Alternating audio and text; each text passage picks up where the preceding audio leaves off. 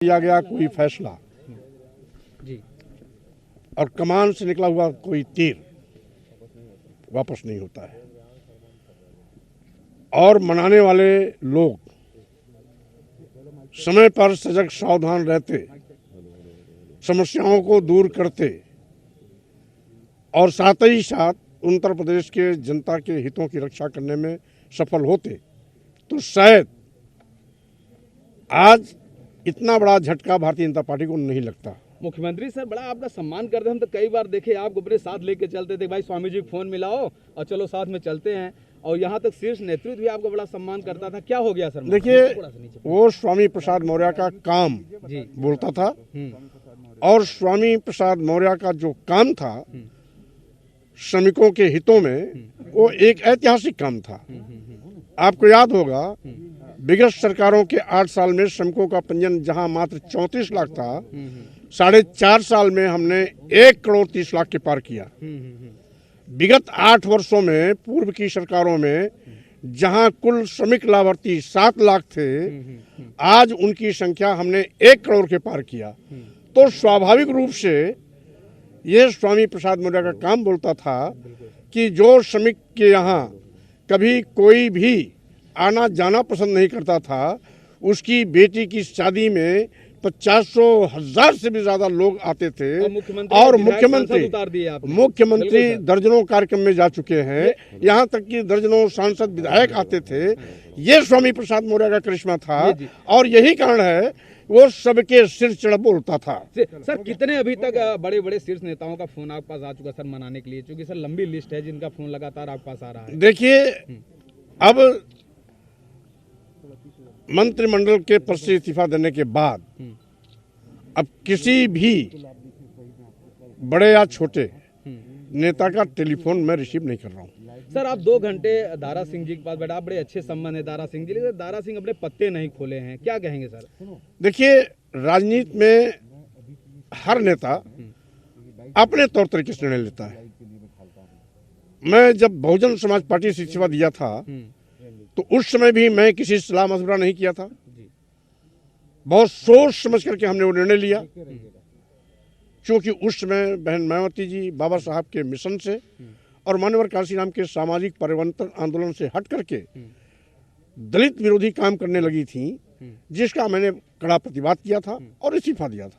आज भी मैंने उत्तर प्रदेश सरकार और यो कहिए कि भाजपा सरकार ने जिस तरीके से लगातार दलितों, पिछड़ों के आरक्षण के साथ मजाक किया, आरक्षण के साथ खिलवाड़ किया, आरक्षित जगहों पर सामान्य वर्ग के लोगों को भरने का पाप किया, और यहाँ तक कि एक और तो कहते हैं बाबा साहब और के भारतीय संविधान की हम सम्मान करेंगे, दूसरी तरफ आरक्षण व्यवस्था को बिल्कुल जड़ से खत्म करने की साजिश कर रहे हैं। जहां पर आरक्षण से लोग चयनित होते हैं, ऐसे सरकारी प्रतिष्ठान, चाहे राष्ट्रीय सरकारी प्रतिष्ठान हो, चाहे प्रांतीय सरकारी प्रतिष्ठान हो, सरकारी प्रतिष्ठान के साथ साथ अर्ध सरकारी और साथ ही सरकार द्वारा अनुदानित, सरकार द्वारा सहायता प्राप्त, सरकार द्वारा पोषित जितनी भी संस्थाएं हैं, सभी में आरक्षण के माध्यम से भर्तियां होती हैं और इन सभी संस्थानों को बारी बारी से ये निजी क्षेत्रों में दे रहे हैं। और निजी क्षेत्रों में जाने का मतलब आरक्षित वर्ग के लोगों का आरक्षण का सुपड़ा साफ। इनकी इस घिनौनी साजिश और पाप का मैंने खुलासा किया, एक चीज। दूसरी चीज, वहीं पर इस लोकतांत्रिक व्यवस्था में आपने शायद नहीं देखा होगा कि किसान लगातार सालों साल आंदोलन करते रहे, इनके कान पर जू नहीं रहेगी। ये वापस तब लिया जब इनको अपने वोट खिसकने का ख्याल आया। किसान के हितों की रक्षा में नहीं किया, वोट बचाने के लिए किया। वहीं पर बेरोजगार नौजवानों पर लाठियां बाजी गई। रोजगार की बात करता था, आउटसोर्सिंग भर्तियों के माध्यम से बेरोजगार नौजवानों का शोषण है।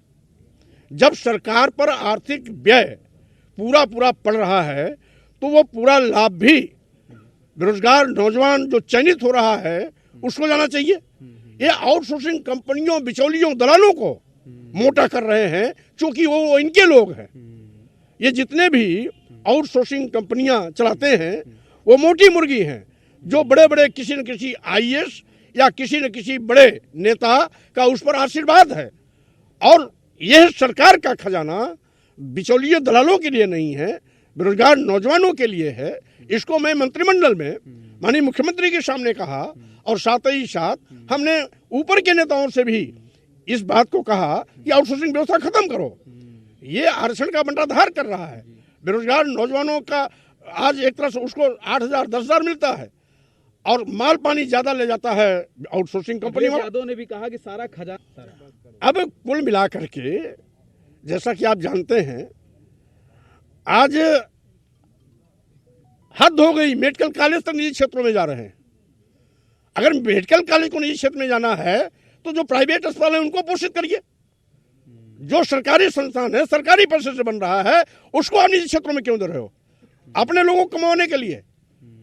और सरकार जो जो आवश्यक जरूरत की चीजें हैं, रोटी, कपड़ा, मकान, शिक्षा, स्वास्थ्य, सुरक्षा, ये सरकार के नियंत्रण में होना चाहिए। निजी क्षेत्र के लोग कैसे लोगों को राहत दे सकते हैं? वो तो शोषण करेंगे, और आप शोषण करने के लिए निजी क्षेत्रों में दे रहे हैं।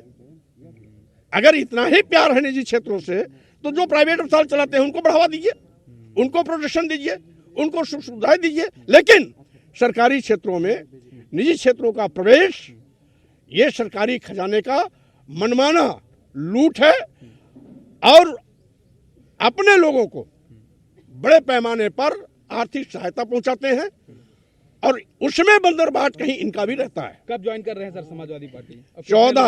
14 जनवरी को। कितने लोग, मंत्री, विधायक, नेता कितने रहेंगे सर? आप उस दिन देखेंगे, जो भी ज्वाइन करेगा उसके चेहरे आपके सामने आएंगे।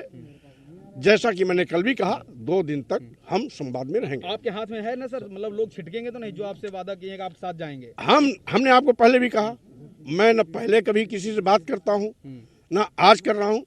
जो आएगा स्वागत। Thank you.